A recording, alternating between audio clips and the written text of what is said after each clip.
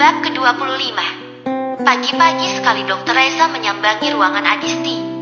Adisti baru melepaskan mukenanya ketika dokter tersebut masuk setelah mengetuk pintu untuk meminta izin. Walau bagaimanapun, Adisti tetaplah seorang perempuan yang dalam kondisi sehat. Ia tak bisa sembarangan masuk ke dalam ruangan tersebut. Bukan tanpa alasan kenapa ia datang di pagi buta menemui pendonor untuk Amel ini. Ia harus memastikan keadaan Adisti sebelum masuk ke ruang operasi pukul 8 nanti. Bagaimana keadaan? Tanya Reza. Baik, dok. Dokter Reza memeriksa denyut nadi Adisti yang sudah berbaring di atas brankar. Kamu deg-degan? Tanya Reza lagi karena denyut nadi gadis itu berdenyut dengan cepat. Adisti mengangguk. Dokter tahu? Tanyanya dengan polos. Reza terkekeh. Bagaimana ia tidak tahu? Laki-laki tersebut adalah seorang dokter. Terlebih sekarang laki-laki tersebutlah yang memeriksa denyut nadinya. Reza memegang ujung lengan baju yang dipakai Adisti untuk memberitahunya tanpa harus ia jelaskan. Dan dibalas anggukan oleh gadis tersebut dan tertawa tanpa suara. Kamu siap untuk operasi hari ini? Gadis itu kembali mengangguk mantap. Malam tadi, uminya sudah mengingatkan bahwa hidup matinya seseorang sudah ada di tangan Sang Maha Pencipta. Dan apa yang akan dijalani selanjutnya ini adalah keputusan yang sudah diambil Adisti. Sudah tidak ada waktu untuk mundur, mengingat hal ini semua adalah keputusannya juga dan berhubungan dengan hidup dan matinya seseorang yang tak lain adalah kakak kandungnya sendiri. Ia tahu uminya mungkin tidak bisa tidur lelap akhir-akhir ini karenanya. Adisti masih berbaring di atas brankar meski Reza sudah keluar. Ia menatap langit-langit kamar putih bersih di atas sana. Matanya menerawang jauh. Berandai-andai jika nanti setelah ia sadar ia dapat kembali berkumpul dengan Umi dan abinya. Sebenarnya banyak hal yang ia sembunyikan. Banyak hal yang ingin ia bagi. Ia sudah terlalu lama bersembunyi hingga ia hampir lupa jalan untuk kembali. Mungkinkah ia akan diberi kesempatan? Semoga saja. Air bening itu menetes di sudut mata. Mengingat-ingat tak ada apapun yang ia beri untuk mereka yang telah banyak berjasa dalam hidupnya. Mengurusnya hingga dewasa seperti sekarang ini. Suara pintu terbuka memunculkan Umi dan abinya yang masuk beriringan. Wanita itu langsung memeluk Adisti begitu erat, mencium seluruh wajah anaknya. Sementara Sorik mengelus pelan punggung istrinya. Ia sudah mengingatkan Fatimah untuk tidak menunjukkan air mata di depan putri mereka. Tak lupa, Sorik memberikan kecupan di kepala Adisti. Ingin rasanya ia menangis, berteriak, dan bahkan menghajar mereka yang telah berani menyakiti putrinya ini. Kemarin, ia menerima laporan dari orang suruhannya untuk menggali informasi mengenai latar belakang Adisti. Beberapa catatan ia temukan di kamar anaknya, catatan tentang masa silam yang sudah lama terpendam. Bagaimana mungkin ada orang tua yang tega membuang darah dagingnya sendiri? Bagaimana mungkin anak kecil yang ia temukan belasan tahun lalu ternyata mempunyai luka yang amat dalam? Bukan luka fisik, tapi luka batin yang teramat pedih. Sungguh, anak itu baru berusia 7 tahun dan sudah mengalami siksaan fisik dan mental. Horik ditarik kembali ke dunia nyata setelah melamun cukup panjang. Ia bangkit dari sofa, melihat putrinya yang sudah dijemput menuju ruang operasi. Sekali lagi, ia mencium kepala anaknya penuh sayang. Kembali untuk kami ya, Nak. Abi dan Umi menunggumu di sini. Bisiknya sangat pelan. Ia memeluk Adisti erat yang dibalas anggukan dan pelukan tak kalah erat oleh Adisti. Sayangnya, ia tak bisa membisikkan hal yang sedari tadi ingin ia sampaikan. Fatimah melakukan hal yang sama. Berkali-kali ia terus menuntun Adisti untuk berzikir atau bersyalawat demi ketenangan mereka. Dan itu sangat berdampak untuk keduanya. Adisti mengucapkan salam dengan senyum hangat dan ceria yang tak pernah pudar dari bibirnya sejak kedua orang tuanya memasuki ruangan tersebut. Ia sudah berbaring dan brankar yang ia tempati didorong oleh beberapa perawat menuju ruang operasi. Sepanjang perjalanan Adisti memejamkan mata dan berzikir sebagai pengobat hati yang kian was-was. Adisti membuka mata setelah merasa tak ada lagi pergerakan di brankarnya.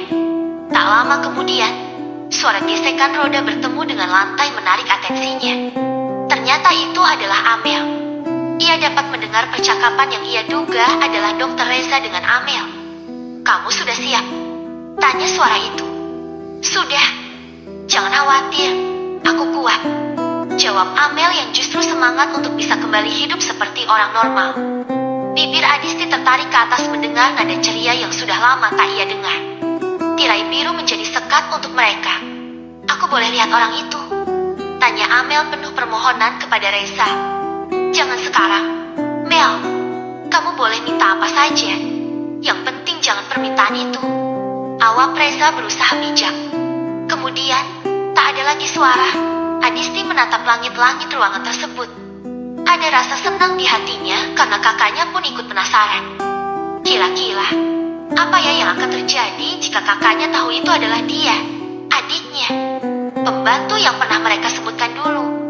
Air mata Adisti jatuh tanpa bisa ia tahan. Masihkah mereka menganggapnya demikian?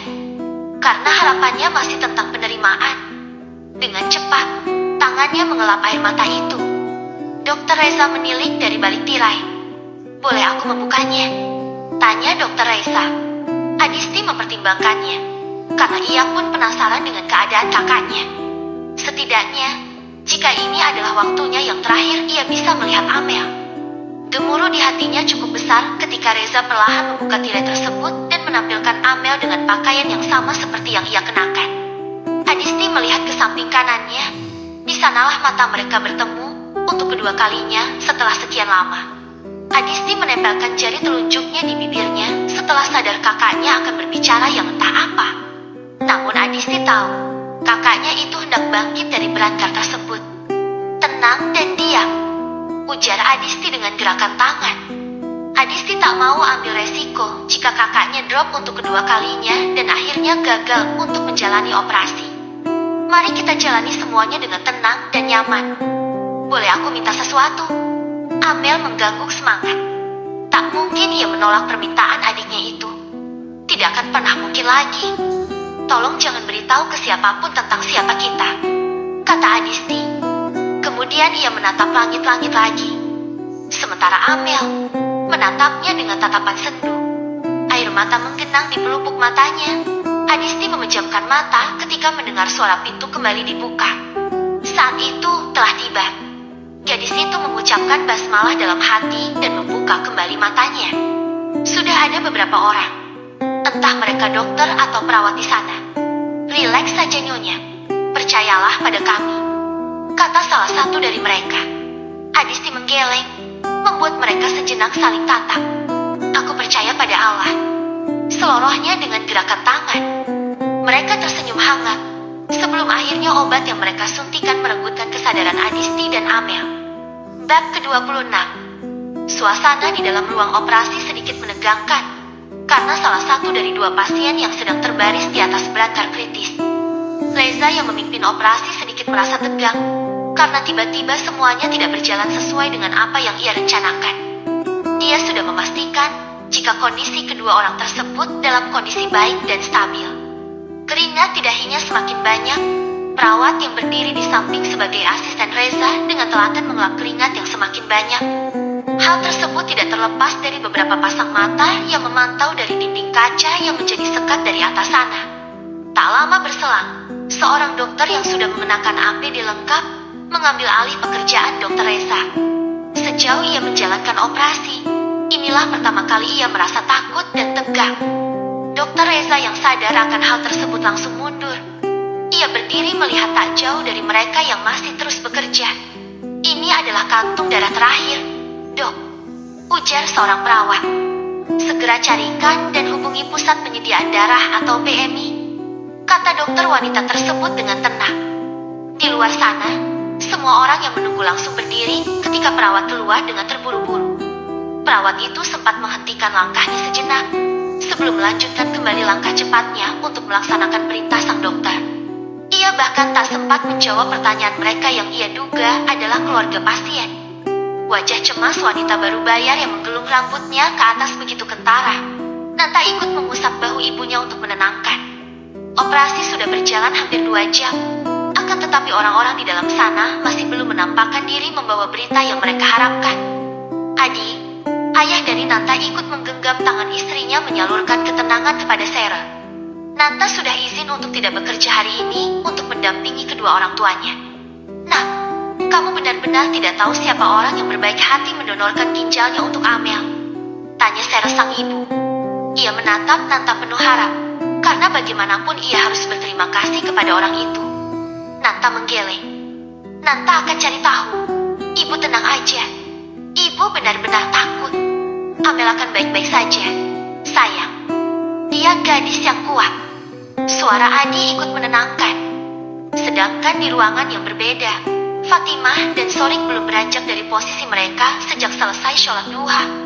Walau air mata terus mengalir dari mata sayu Fatimah, itu tak menghentikannya untuk melantunkan ayat demi aja yang ia baca. Begitu pula dengan Sorik, suaminya. Mendengar lantunan sang istri yang mulai terendam oleh suara tangisan, Sorik mengakhiri bacaannya. Kemudian merengkuh sang istri dalam pelukan. Adisti memang bukan anak kandung mereka, lebih tepatnya anak yang mereka temukan dulu dekat dengan rel kereta dengan penampilan yang bisa dibilang tidak baik-baik saja. Namun, itu tak mengurangi rasa sayang yang dicurahkan Fatimah kepada putri mereka tersebut. Tenang Umi, Allah sudah menyiapkan yang terbaik buat putri kita. Seperti yang pernah kamu katakan kepada Adisti, bahwa Allah tahu yang mana yang terbaik buat hambanya. Dialah yang maha mampu. Apapun yang terjadi kita harus ikhlas dan kita sebagai manusia hanya bisa berdoa dan berusaha. Tidak akan ada kecewa yang sia-sia. Wahai bungaku, melainkan ia menyiapkan sesuatu yang lebih baik untuk hambanya. Perasaan Fatimah menghangat mendengar untayan kata menenangkan dari suaminya. Sorik memang pria yang sedikit dingin kepada Adisti sekalipun. Namun suaminya itu adalah pria yang romantis. Selain itu, perubahan akhir-akhir ini terjadi pada suaminya. Ia sering bertanya tentang Adisti dan tidak lagi dingin kepada anak mereka.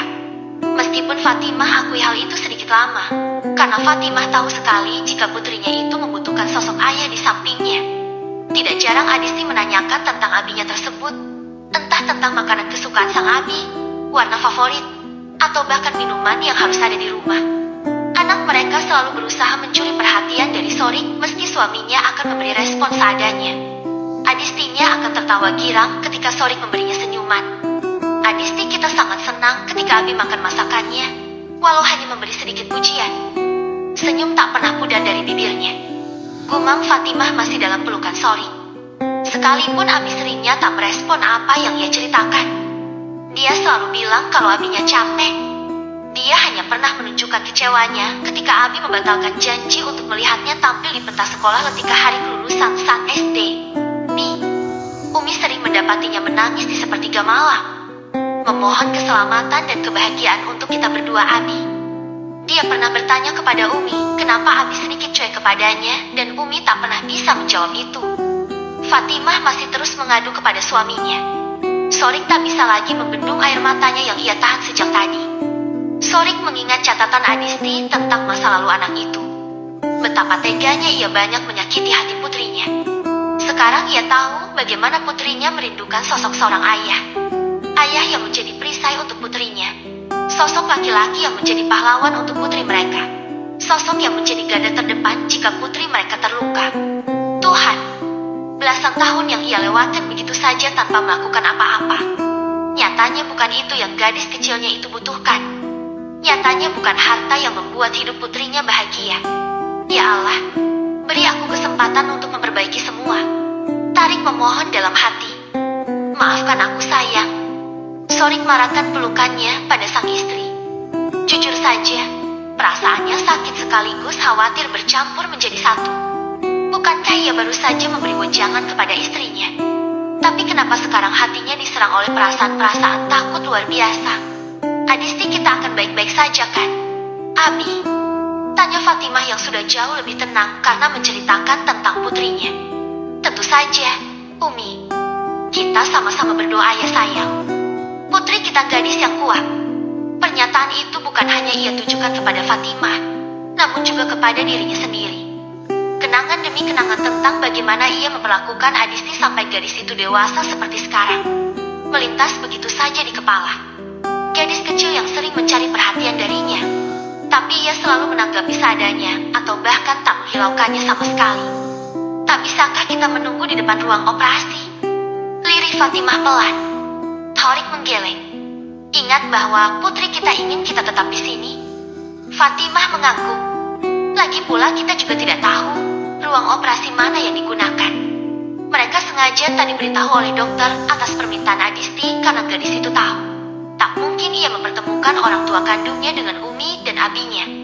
Bukan tidak mungkin, akan tetapi akan terjadi masalah yang akan menyebabkan masalah pada operasinya dan Amel.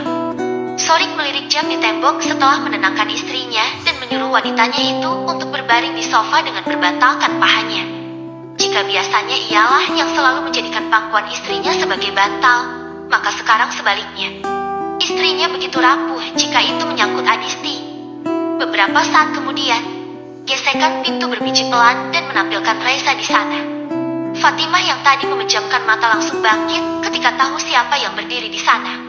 Reza mendekat perlahan. Pandangannya menatap suami istri itu bergantian. Dokter sudah berjanji agar putri kami baik-baik saja. Sekarang, mana dia? Bagaimana keadaannya? Fatimah yang memiliki insting sebagai seorang ibu menarik keras Nelly Dokter Reza. Operasi sudah selesai. Ginjal itu sudah berhasil kami pindahkan. Reza memberi jeda pada kalimatnya. Ucapan syukur terucap dari mulut Sorik. Namun kemudian, raut wajahnya berubah pias ketika mendengar kalimat yang terlontar dari mulut Dokter Reza selanjutnya. Tapi keadaan Adisti masih kritis. Tiba-tiba terjadi pendarahan. Bibir Thorik dan Fatimah terkatup rapat. Fatimah merasa pijakannya hilang dan tubuhnya luruh. Beruntungnya Sorik memegang tubuh Fatimah sebelum menyentuh lantai. Ia menggendong tubuh istrinya ke atas berangkat. Fatimah tak sadarkan diri. Dokter Reza segera memeriksa keadaan wanita parubaya tersebut. Lagi-lagi sesal dalam dirinya semakin besar. Hatinya kembali terhenti melihat masih ada hamparan sajadah di sudut ruangan yang mengarah pada kiblat. Sekarang, di mana putri kami, Dok? Tanya Sorik dengan suara bergetarnya. Masih di ruang ICU. Pak, bagaimana keadaan istri saya? Sorik mengusap pelan kepala istrinya yang tertutup jilbab. Istri bapak hanya kelelahan dan sedikit stres. Tapi apa Anda tahu jika ibu Fatimah sedang hamil? Tanya Reza untuk memastikan. Apa dok? Sorik sangat terkejut dengan pertanyaan Dokter Reza. Saya tidak tahu. Kalau begitu selamat untuk bapak dan ibu. Kalian akan segera kehadiran anggota keluarga baru. Reza mengulurkan tangan. Saya akan memanggil rekan saya untuk memastikan kesehatan ibu dan janin. Sorik hanya mengganggu. Ia tidak tahu harus bahagia atau sedih. Setelah 25 tahun usia pernikahan mereka, baru sekarang mereka dikaruniai calon bayi yang sudah sangat lama mereka nanti. Namun itu juga masih tak dapat menutupi kesedihannya dengan keadaan putri mereka yang sekarang mungkin terbaring lemah di ICU. Ia akan menunggu istrinya sadar untuk mengunjungi Adisti yang mungkin sedang menunggu mereka saat ini. Bab ke-27. Raihan berkacang pinggang. Tak tahu lagi apa yang harus ia katakan kepada bawahan yang selama ini sangat ia percayai. Kasus kejanggalan laporan keuangan beberapa tahun ini terkait dengan cabang hotel terjadi karena Doni yang merupakan orang kepercayaannya terlibat dalam hal tersebut. Ia sendiri tak menyangka karena selama ini beberapa laporan yang membutuhkan persetujuannya tidak lagi ia periksa karena Doni sudah mewakilinya dalam hal tersebut. Namun ternyata, siapa yang tahu jika ternyata laki-laki itu justru menyalahgunakan kepercayaan yang Raihan berikan. Saya tidak tahu apa mau kamu sebenarnya, ujar Raihan. Dingin. Ia menengadahkan kepala sambil mengusap wajahnya gusar. Sementara, lawan bicaranya menunduk entah karena laki-laki itu merasa bersalah atau tidak. Setelah beberapa hari ia menelusuri laporan keuangan dan pulang pergi dari kantor-kantor cabang. Akhirnya ia mengetahui bagaimana aliran dana dalam laporan keuangan bisa bermasalah. Kepalanya pening luar biasa, bukan hanya karena kurang tidur, tapi karena anak buahnya yang selama ini begitu ia percaya dapat mengkhianati kepercayaannya. Ada yang ingin kamu sampaikan sebelum saya menyerahkan laporan ini ke pihak yang berwajib? Tanya Raihan sarkas. Saya benar-benar minta maaf, Pak. Saya benar-benar hilaf. Tolong jangan laporkan saya ke polisi. Apa maafmu bisa mengembalikan dana perusahaan?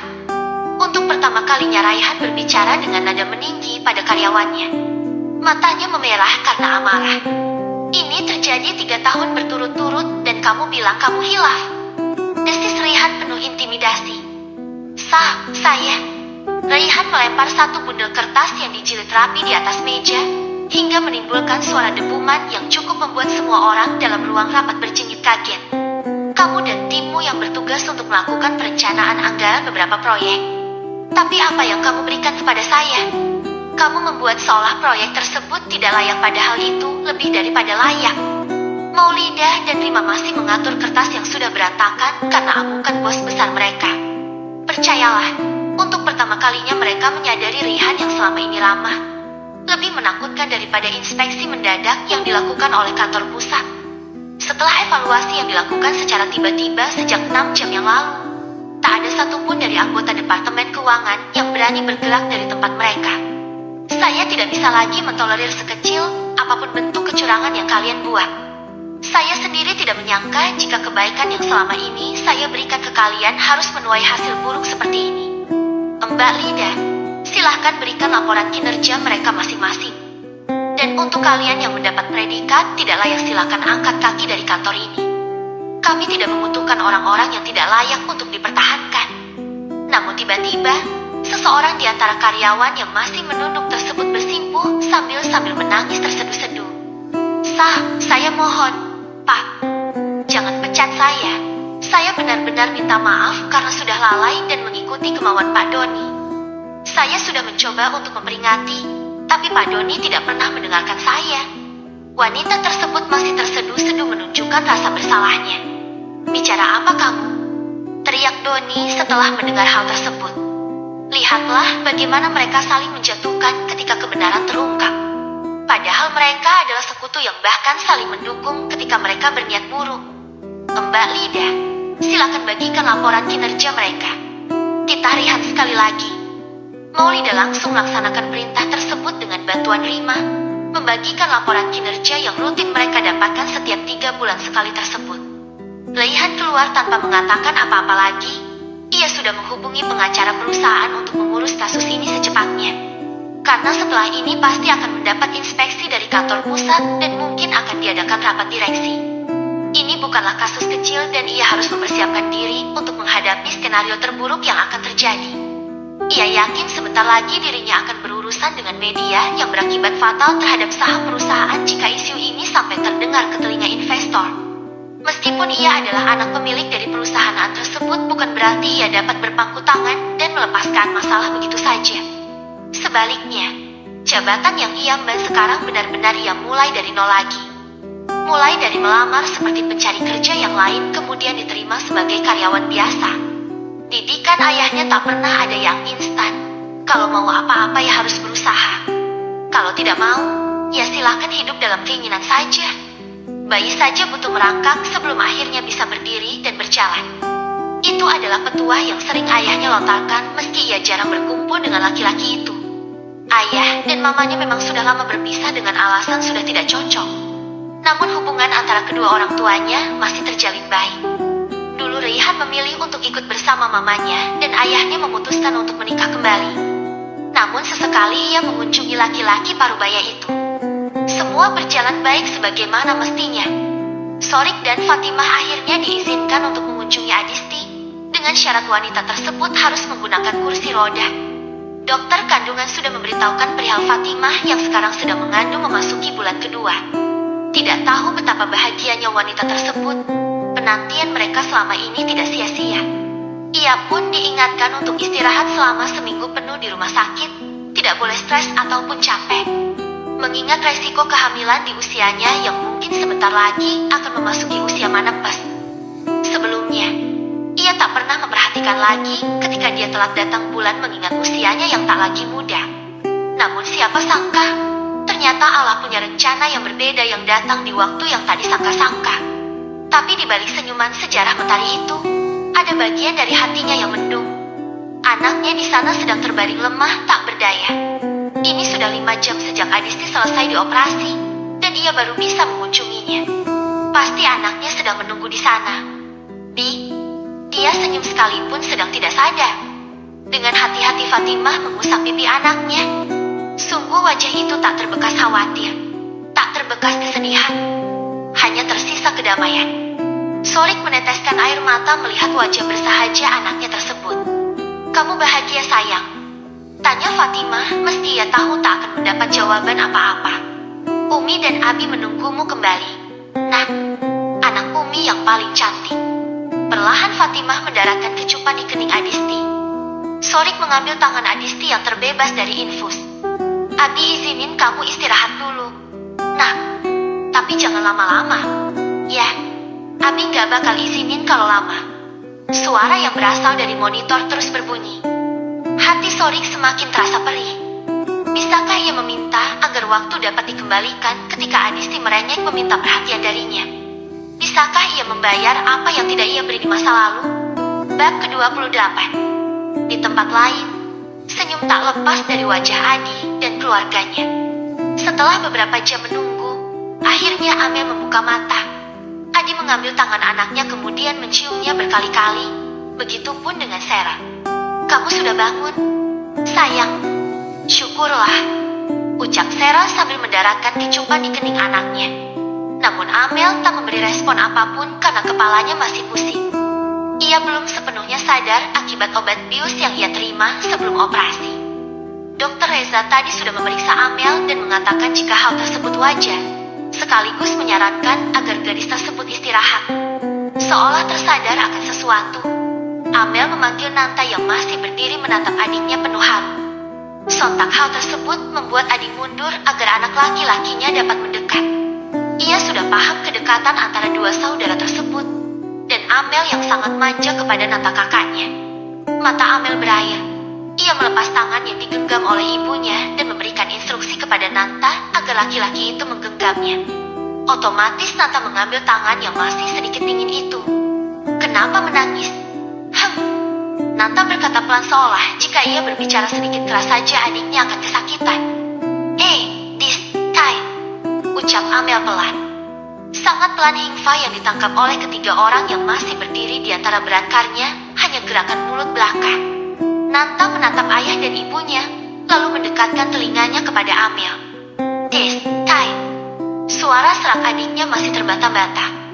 Sejak keadaan Amel drop seminggu lalu, adiknya terus menggumamkan nama Adisti. Nanta tidak menyangka.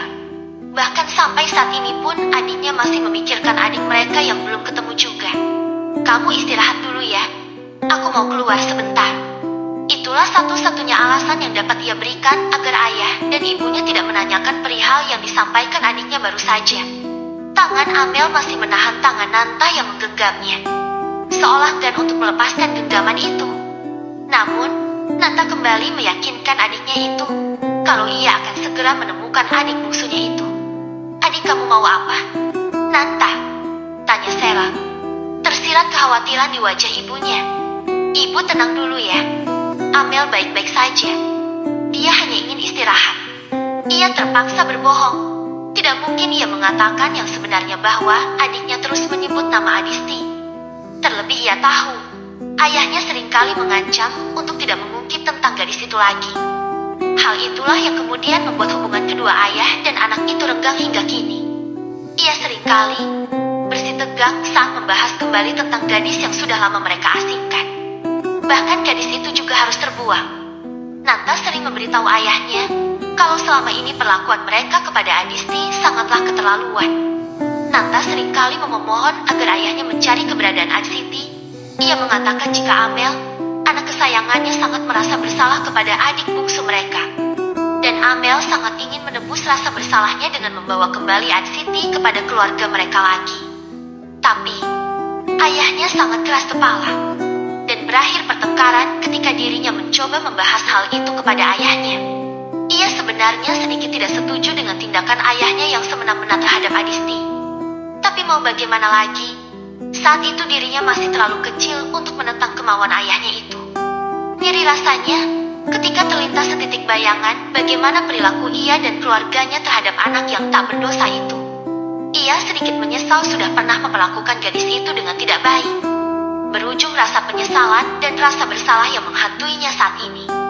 Tak ada satupun kabar yang ia dapat dari orang-orang suruhannya. Belum ada titik terang tentang gadis itu. Hal itu membuatnya gusar, karena ia sudah berjanji kepada adiknya, Amel, untuk mencari tahu keberadaan Adisti. Nathan kini sudah berada di ruangan Reza. Ia tidak bisa mengabaikan bagaimana tadi rekan kerjanya sekaligus sahabatnya tersebut seperti gusar akan sesuatu. Ia yakin jika itu berkaitan dengan adiknya. Dan ia tak bisa mengabaikan begitu saja kalau itu menyangkut tentang adiknya. Zah, ada apa? Tanya Nanta mendapati Reza sedang melamun di balik mejanya. Dokter Reza melihat ke arah pintu di mana Nanta berdiri. Laki-laki itu kemudian duduk di salah satu kursi dengan meja bundar di tengah ruangan. Kenapa? Bukannya menjawab, justru Reza melempar satu pertanyaan. Gue tahu, lo sedang nyembunyiin sesuatu. Mendengar pernyataan Nanta, Reza mengerutkan dahinya. Memangnya gue gak boleh punya rahasia? Ketus Reza tak terima. Ia juga manusia yang butuh privasi. Mohon ingatkan rekannya tersebut jika ia lupa. Enggak boleh jika itu berkaitan dengan adik gue. Jawab Nanta tak kalah ketus. Enggak ada yang gue sembunyikan. Amel sudah selesai dengan operasinya dan dia keadaannya stabil. Gue gak akan percaya begitu aja. Lo gak bisa seperti ini. Nanta tak terima. Terserah. Reza akan meninggalkan ruangan itu. Namun Nanta menarik kerah bajunya. Apa yang terjadi dengan adik gue? Tekannya dengan penuh intimidasi. Adik lo baik-baik aja. Dokter Andina sudah memperjelas semuanya, bukan? Sorot mata Reza menajam, emosinya hampir saja naik ke ubun-ubun. Kenapa harus dokter Andina? Bukannya lo bilang lo yang mimpin operasi tersebut? Dokter Andina mengambil alih semuanya karena gue hampir membunuh pasien gue. Via hampir terbunuh di tangan gue. Lepas sudah emosi yang sejak beberapa jam yang lalu berusaha Reza tahan. Siapa? Siapa yang lo maksud? Tanya Nanta melepas kerah baju tersebut. Tiba-tiba ia seperti tertampar. Tolong jangan bilang adiknya. Dia yang sudah mendonorkan ginjalnya buat adik lo. Tekan Reza. Kenapa lo segusar ini? Bukankah sudah resikonya orang itu sekalipun ia tidak selamat? Kata-kata Nanta begitu ringan hingga api amarah yang sudah terlanjur ada malah berkobar lebih besar di dalam diri Reza. Reza tersenyum sinis. Gue tahu banget lo brengsek. Tapi gue gak pernah tahu lo akan sebrengsek ini. Bisa-bisanya lo mengeluarkan pernyataan sekeji ini. Dia sudah sukarela mendonorkan salah satu organ tubuhnya untuk adik lo. Sekalipun dia rela, tak pernah sedikit pun dari orang itu untuk menyerah dengan hidupnya. Kali ini Reza tidak berteriak meskipun ia ingin. Akan tetapi suaranya begitu tajam. Gue tahu, lo gak akan peduli sama orang lain. Sekalipun orang itu udah bantu lo. Yang lo pikirin cuma Amel terus. Seolah-olah cuma dia yang butuh hidup. Gue lupa. Sama bokap sendiri aja, lo hampir gak punya hati. Lo tega mengabaikan laki-laki tua itu. Reza benar-benar meninggalkan ruangannya. Meninggalkan lantai yang kembali terduduk di kursi dengan perasaan berkecamuk. Nanta ingin marah. Entah kenapa dan kepada siapa. Ia sudah dipusingkan dengan siapa orang itu. Siapa yang mendonorkan organnya untuk adiknya. Ia mengusap wajahnya frustasi. Bab ke-29. Sudah 2 hari terlewati dan Adisti masih betah dalam tidur panjangnya. Dokter sudah memeriksa bagaimana keadaan Adisti, yang ternyata sudah kembali stabil. Seharusnya tak ada yang salah dengan semua perawatan Adisti, sehingga gadis itu harusnya sudah sadar kini. Bukan hanya dokter Reza saja yang terkesima dengan wajah bersahaja Adisti. Namun juga beberapa dokter yang datang memeriksa secara bergantian menatap penuh haru, karena wajahnya yang cerah tak menggambarkan orang yang sedang sakit atau koma. Anak kami hanya sedang beristirahat saja, dok. Lihat saja wajahnya. Bahkan dia tersenyum dalam tidurnya. Ujar Fatimah untuk sekian kalinya. Walaupun dokter sudah mengatakan agar dirinya beristirahat total, ia benar-benar tidak bisa melakukannya karena hatinya masih tertinggal pada Adisti yang tak kunjung sadar. Sorik sampai harus meminta pihak rumah sakit agar Fatimah bisa satu ruangan dengan Adisti. Karena istrinya tak ingin meninggalkan Adisti, barang sejenak saja. Bagaimana kalau Adisti bangun? Bagaimana kalau Adisti nanti mencarinya? Selalu begitu jawabannya setiap kali dokter menyuruhnya istirahat. Akhirnya mau tak mau, pihak rumah sakit memindahkan ruang inap Fatimah menjadi satu dengan Adisti. Fatimah terus mengusap kepala anaknya dengan dizikir yang terucap dari bibirnya. Lihatlah kakakmu nak, dia masih tertidur pulas. Cicit Fatimah pelan mengusap perutnya yang masih rata. Jujur saja, ia masih tidak percaya bahwa ia bisa hamil.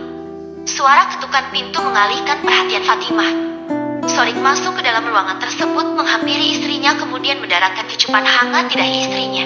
Tak lupa ia mencuri satu kecupan di sudut bibir wanita itu yang disambut gerutuan dari Fatimah. 2 hari belakangan ini, suaminya tersebut banyak berubah, semakin romantis dan manja dalam satu waktu. Dan beberapa kali ketika Fatimah bangun dari tidurnya, ia mendapati Sorik berbicara dengan Adisti, meski si lawan bicara tak memberi jawaban apa-apa. Laki-laki yang sudah berpuluh tahun menemani hidupnya itu masih menunjukkan penyesalan tiada tara. Tanpa mereka sadari, seorang laki-laki masih dengan nafas tak beraturan karena tadi berlarian dari parkiran hingga lantai 6. Ia segera bergegas usai mendapat kabar dari sang mama jika Adisti sudah menjalani operasi 2 hari yang lalu. Hatinya terasa sakit. Mamanya tak menjelaskan apapun tentang penyakit Adisti hingga mengharuskan gadis itu masuk dalam ruangan mencekam itu untuk menjalani operasi. "Ngapain di sini, bro?" tanya Nanta. Entah dari mana munculnya lelaki satu ini. "Lagi jenguk mantan karyawan." Tanya Nanta penuh ejekan. "Gue selalu berdoa agar lo cepat ketemu jodoh, biar lo gak crash lagi." Sarkas Rihan yang sudah jengah terhadap sahabatnya yang satu ini. "Amin." Nanta mengangkat tangan untuk mengaminkan doa dari sang sahabat. "Tapi serius, lo lagi jenguk mantan karyawan lo lagi? Bukannya udah keluar rumah sakit ya dia? Gue udah gak pernah lihat dia lagi akhir-akhir ini," ujar Nanta lagi. Tapi setelah dipikir-pikir, bukan ia tak pernah lihat lagi. Akan tetapi, mungkin gadis itu menghindari kehadirannya, mengingat kejadian terakhir yang menyebabkan Hadis itu jatuh pingsan. "Gadis aneh," pikirnya. "Pergi sono. Gue mau jenguk mantan karyawan gue." Raihan menekankan kata mantan karyawan ketika mengusir Nanta untuk melanjutkan aktivitasnya sendiri. Namun, bukannya mengikuti perintah Raihan, Nanta justru ikut masuk ketika seseorang di dalam sana membukakan pintu setelah Raihan mengetuknya dengan sopan. Lalu Raihan dengan sopan mengucap salam dan menyalimi kedua orang tua Adisti. Begitupun dengan Nanta yang mengikuti apa yang dilakukan Raihan. Laki-laki itu mengangkat bahu acuh tak acuh ketika Raihan menatapnya tajam. Ia tahu Raihan sudah mulai kesal. Raihan tersenyum kaku ketika matanya berhenti pada seseorang yang berbaring dengan menggunakan alat bantu pernapasan. Nafasnya seolah tercekat di tenggorokan. Pertanyaannya sampai sekarang belum terjawab. Namun keadaan sekarang seolah tak memberinya izin untuk bertanya. Gadis itu tentu saja tidak sedang baik-baik saja sekarang. Ia pikir, ia akan menerima senyum manis gadis itu ketika dia sampai di dalam ruangan tersebut. Ia sudah membawa makanan seperti apa yang gadis itu perintahkan sebelumnya. Sebenarnya ia kini sangat lelah karena masalah kantor yang belum usai. Dan berharap ia bisa melihat senyum gadis itu sambil sesekali melemparkan candaan konyol. Fatimah melihat bagaimana Raihan melihat putrinya. Namun gadis itu tak pernah sekalipun cerita tentang bagaimana perasaannya. Fatimah dan Sorik sudah bertemu dengan Raihan berkali-kali di rumah sakit. Mereka tahu bahwa laki-laki itu pasti memiliki rasa kepada putri mereka. Fatimah pun sekali-sekali dengan sengaja memancing dengan menyelipkan kata bos atau Raihan di antara obrolan mereka. Tapi, anaknya tak menunjukkan reaksi apapun. Raihan lagi-lagi tercenung cukup lama ketika ia menyambangi Adisti. Wajah Adisti begitu damai dan menenangkan seakan gadis itu sedang berpura-pura tidur. Kenapa pura-pura tidur? Raihan tak tahu cara menyebut nama Adisti dengan benar. "Aku sudah membawa makanan sesuai permintaanmu. Jadi kau harus bangun dan membuka matamu sekarang juga." Fatimah hanya tersenyum miris mendengar kalimat yang diucapkan Raihan. Seandainya gadis itu bangun dan tahu bahwa banyak orang yang sedang menunggunya di sini. "Bangun ya, sayang. Di sini banyak yang menunggumu, nah." Fatimah yang masih berdiri sambil memegang tangan anaknya kemudian merasakan pergerakan dari tangan itu. Sejenak ia terdiam. Bisa saja itu hanya perasaannya saja karena sangat mengharapkan Adisti bangun. Namun pergerakan itu menjadi sebuah remasan pada tangannya. Ia memperhatikan wajah Adisti yang mengerutkan dahi. "Abi," teriak Fatimah kepada suaminya yang baru saja keluar dari kamar mandi. "Anak kita, Bi," teriaknya lagi ketika melihat kepala Adisti yang bergerak seperti sedang menahan rasa sakit. Sorik segera mendekat kemudian keluar untuk memanggil dokter. Nanta yang juga seorang dokter pun tak tinggal diam. Ia sedikit menggeser tubuh Raihan yang sudah menegang di tempatnya. Laki-laki itu memeriksa denyut nadi Adisti yang bekerja tidak normal. Tak beberapa lama, Dr. Reza masuk dan sempat terkejut dengan kehadiran Nantafen Reihan di sana. Namun dengan cepat laki-laki itu merubah mimik wajahnya sebelum ada yang menyadari. Nanta yang tadi masih memeriksa Adisti berhenti dari kegiatannya yang langsung diambil alih oleh Reza. Fatimah mengelus kepala Adisti yang masih tertutupi jilbab. Adisti perlahan mulai tenang. Kalau Adisti masih ingin tidur, Umi gak akan paksa lagi Adisti untuk bangun kok.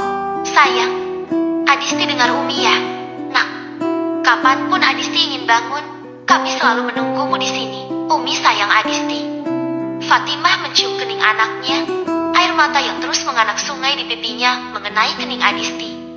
Umi, Umi. Gumam suara kecil itu pelan. Fatimah melihat wajah anaknya dan kata itu kembali terulang dari mulut Adisti. Suara itu sekalipun lemah tapi cukup didengar oleh telinga Fatimah. Jal itu tak luput dari keempat laki-laki yang berada di dalam sana. Sorik yang sejak tadi menahan air matanya mengingat setiap kerutan di wajah Adisti. Ia seolah melihat Adisti kecil yang merintih menahan perih dalam kesakitannya. Tanpa suara ataupun orang yang mendengar, perlahan kelopak mata itu terbuka, memberi akses kepada cahaya lampu untuk menembus pada retina bening itu. Berkali-kali kelopak mata itu mengerjak, menutup kemudian terbuka kembali. Berkali-kali hingga ia bisa menyesuaikan dengan cahaya yang terang. Semua orang yang mengelilingi berankarnya tertegun melihat bagaimana Adisti membuka mata. Tak ada yang bergerak, mereka semua bak patung yang berdiri kaku. Adisti mengedarkan pandangannya dan melihat Fatimah yang masih berurai air mata. Fatimah masih terdiam. Begitupun dengan Sorik yang juga sama. Abinya itu mengeluarkan air mata. Umi, Abi, ucapnya dengan gerakan mulut, namun ia tak sadar jika suaranya ikut mengalun. Umi, Abi, ucapnya sekali lagi yang menyadarkan mereka semua. Fatimah terbelalak tak percaya. Anak Umi, Adisti anak Umi. Wanita itu tak lagi mampu membendung tangis harunya. Entah karena Adisti yang baru sadar dari komanya, atau karena suara yang memanggilnya begitu merdu terdengar. Umi, Abi. Adisti masih mengucap dua kata untuk memanggil Umi dan abinya. Ia kembali mengedarkan pandangan. Meski tersedikit sulit karena Fatimah memeluk kepalanya dan menghujaninya dengan senyuman serta pujian untuk Allah yang terus terucap. Ia melemparkan pandangan kepada setiap orang yang masih berdiri di sana. Mereka mungkin belum tersadar juga atau begitu terkesima dengan apa yang mereka lihat dan dengar barusan. Reihan yang tanpa sadar ikut meneteskan air matanya. Kemudian ada Nanta yang ikut berdiri, walau tubuh Adisti semat menegang ketika melihatnya. Terakhir ada Dr. Reza yang balas menatapnya dengan pandangan tak percaya. Laki-laki itu juga ikut mengeluarkan air mata. Umi, Abi. Setelah sekian kali, barulah Adisti tersadar ternyata asal suara itu adalah dari dirinya sendiri. Tubuhnya seakan tersengat aliran listrik bertegangan tinggi. Umi dan Abi ada di sini sayang. Fatimah kembali menciumi anaknya itu. Bab ke-30. Apa yang kamu rasakan? Tanya Dr. Reza yang sedang memeriksa nadi Adisti. Sontak Adisti langsung menarik tangannya. Lalu ia menjawab dengan suara lemahnya. Mataku terasa berat dan merasa sedikit nyeri di bagian perut. Ucapnya jujur. Adisti hampir tak bisa menahan rasa kantuknya meskipun ia belum lama ini baru tersadar. Ada sedikit rasa nyeri di bagian perutnya. Mungkin itu bekas operasinya. Itu bekas operasimu. Jangan banyak bergerak dulu. Istirahat saja sekarang. Jawab Dr. Reza setelah memastikan keadaan Adisti. Adisti mengangguk. Lalu ia melemparkan pandangan kepada Rihan dan Nanta. Kedua orang tersebut belum bersuara barang sepatah kata pun sejak melihat Adisti membuka mata dan berinteraksi dengan suara yang lemah. Lalu pandangannya beralih lagi ke Umi dan abinya yang masih menatapnya dengan penuh binar bahagia di matanya. Adisti tersenyum lemah. Adisti mau tidur sebentar. Ya, Umi, Abi. Ucapnya dengan gerakan tangan. Namun hal tersebut membuatnya meringis pelan. Kamu bicara saja, tidak usah menggunakan bahasa isyarat lagi. Adisti, kau tegur Dr. Reza. Gadis itu mungkin lupa bahwa ia sudah bisa bicara. Namun itu hal wajar karena kebiasaannya untuk berkomunikasi dengan bahasa isyarat. Adisti memeluk tangan Fatimah diikuti dengan matanya yang perlahan terpejam. Fatimah sudah duduk di kursi di samping berangkar Adisti sambil mengusap lembut tangan anaknya yang memeluknya. Penat dan lelah seakan menghilang begitu saja saat melihat anaknya kembali bangun. Banyak sekali kejutan yang ia dapat akhir-akhir ini. Salah satunya adalah ia bisa mendengar suara Adisti meski masih sangat lemah. Beberapa saat kemudian, suara napas Adisti sudah terdengar teratur. Fatimah pelan-pelan menarik tangannya. Ia juga akan tidur sebentar menunggu anaknya bangun. Rasa kantuk juga tiba-tiba menyerangnya. Umi istirahat. Biar gantian Abi yang jaga. Sorik mengusap kepala Fatimah dan menuntun istrinya untuk berjalan ke berangkarnya. Kalau begitu, kami permisi. Om, itu suara Raihan yang meminta izin. Sebelum keluar, Raihan menyalimi tangan Umi dan Abi Adisti diikuti oleh kedua temannya di belakang. Ini sudah hari ke-7 pasca operasi Adisti. Keadaannya pun sudah mulai membaik. Adisti bahkan sudah bisa duduk dari berangkarnya meskipun harus menggunakan bantuan dan sandaran. Saat ini ia sedang bersandar pada bantal yang disusun setinggi punggungnya. Fatimah dan Sorik Adisti minta untuk istirahat di rumah meski kedua orang tuanya itu keberatan. Tahu sendiri kan kalau Adisti ini keras kepala. Perlahan tangannya menarik laci nakas dan mengambil benda pipi yang sudah lama tak ia gunakan. Ia tak yakin akan ada yang mencarinya belakangan ini. Namun mata Adisti seolah meloncat melihat benda pipi tersebut ketika data ia aktifkan. Rentetan pesan masuk bertubi-tubi dan pemberitahuan panggilan mencapai 150 panggilan tak terjawab. Seraya menunggu notifikasi berhenti, Adisti membuka daftar panggilan yang tak terjawab. Ada nama Dr. Farhan pada panggilan teratas dan yang paling banyak jumlahnya. Beberapa ada nomor yang tak dikenal. Kemudian Adisti membuka pesan pada aplikasi hijau itu dan lagi-lagi dirinya dibuat geleng-geleng kepala. Notifnya mencapai 1000 lebih pesan yang ia terima dan paling banyak adalah pesan dari Dr. Farhan. Dr. Farhan, Adisti, bagaimana kabarmu? Dr. Farhan, kenapa tidak dibalas? Kamu baik-baik saja kan? Dr. Farhan, Adisti, serius, kamu gak balas pesan saya? Dr. Farhan, Adisti, jawab panggilan saya. Dr. Farhan, telepon gak dijawab, pesan tidak dibalas. Serius Adisti, kamu baik-baik saja? Dr. Farhan, kenapa Aminah tidak bisa mengunjungimu? Kamu masih di rumah sakit? Adisti tersenyum geli melihat rentetan pesan yang ia terima. Sampai pada pesan terakhir beberapa jam yang lalu ia dibuat sedikit was-was. Dr. Farhan, saya akan ke Indonesia segera. Tanpa basa-basi, Adisti segera mengetik sebuah pesan sebelum ia melakukan panggilan kepada Dr. Farhan. Adisti, maaf, dok. Aku baru sempat memberi kabar. Aku baik-baik saja. Hanya centang 2 berwarna abu-abu. Itu artinya pesannya belum dibaca oleh lelaki itu. Ia mencoba peruntungan dengan menelpon. Berdering namun tak dijawab. Gadis itu hanya takut jika ditanyai macam-macam. Farhan adalah dokter tempat ia konsultasi ketika Adisti masih menempuh pendidikan di sebuah kampus. Pertemuan mereka juga bisa dibilang tidak sengaja karena niat Adisti untuk konsultasi bukan kepada laki-laki itu, tapi kepada kakak tingkat semasa kuliahnya. Tapi waktu itu, kakak tingkatnya itu tidak ada di tempat hingga ia duduk di taman dan Farhan melihatnya dengan kondisi yang bisa dibilang tak baik-baik saja. Mengenaskan lebih tepatnya. Laki-laki itu salah satu orang yang mengetahui cerita tentangnya. Karena kemampuan laki-laki itu atau apa, Adisti selalu bisa bercerita dengannya panjang lebar. Rasanya, tidak ada rahasia yang harus ia sembunyikan dari laki-laki itu. Bahkan catatan-catatan kecil yang dulu ia simpan dengan rapi, ia membiarkan laki-laki itu membacanya dan mengetahui trauma yang sempat ia alami. Kemudian perlahan Farhan membantunya bangkit, menyadarkan bahwa ia tidak sendiri. Ada kedua orang tuanya kini yang selalu menyayanginya sepenuh hati. Gelapnya masa silam selalu membayang di setiap langkah hidupnya. Masa lalu yang membuatnya trauma, menorehkan luka yang sangat dalam dan selalu membayang. Kalau ditanya, pernahkah Adisti berpikir untuk mengakhiri hidupnya? Jawabannya pernah. Namun ia selalu bisa bertahan karena ia pun penasaran. Apakah masih ada yang bisa menerima dirinya apa adanya? Hati kecilnya selalu yakin akan hal itu. Tak ada alasan lagi bagi dirinya untuk tidak mempercayai kedua orang tuanya sekarang.